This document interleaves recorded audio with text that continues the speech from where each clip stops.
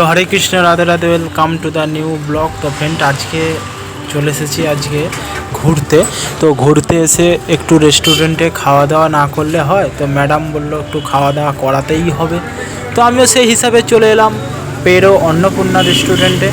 তো সেখানে এসে চিকেন পকোড়া, তারপরে 2টি এগ রোল, সব কিছু খাওয়া দাওয়া করছি। তো ভিডিওটা দেখতে থাকো। এই যে আমাদের ম্যাডাম খাচ্ছে, তো ক্যামেরার সামনে লজ্জা করছে, তো খাবার তো গালে উঠছেই না লজ্জায়। তো যাই হোক, তো খাওয়া দাওয়া করবো, করে যে ক্যামেরা অফ করো, তো ক্যামেরা অফ করে দিলাম।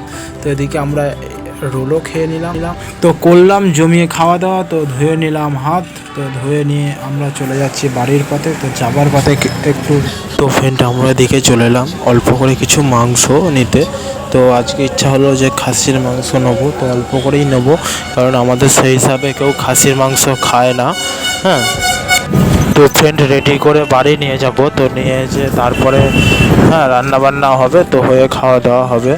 তো ভিডিওটা স্কিপ না করে পুরো ভিডিওটা দেখুন, এবং আমার চ্যানেলে যারা যারা নতুন হয়েছেন আমার চ্যানেলটা সাবস্ক্রাইব করুন, এবং আমার চ্যানেলটা একটি লাইক এবং কমেন্ট করে জানাও যে কীরকম ভিডিও চাই।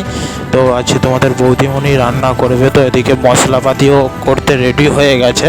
তো মশলাপাতি রেডি করছে, তো আলু কাটছে। তো আলুর সাইজগুলো দেখো তো কীরকমভাবে করছে। তো আজকে মা আর বউ মিলেই রান্না করবে, তো এখানে আর কেউ করবে না। তো আমি ভিডিও করার জন্যই আছি শুধুমাত্র।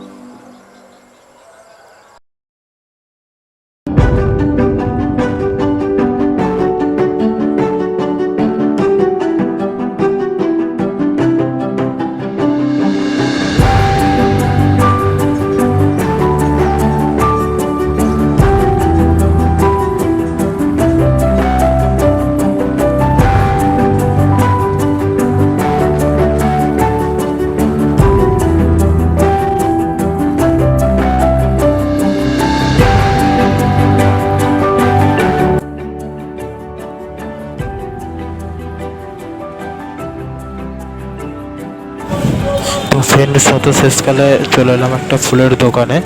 তো ফুল কিনে নিয়ে আজকে তো যেহেতু রোস্টে, তো বউকে তো প্রপোজ করতেই হবে।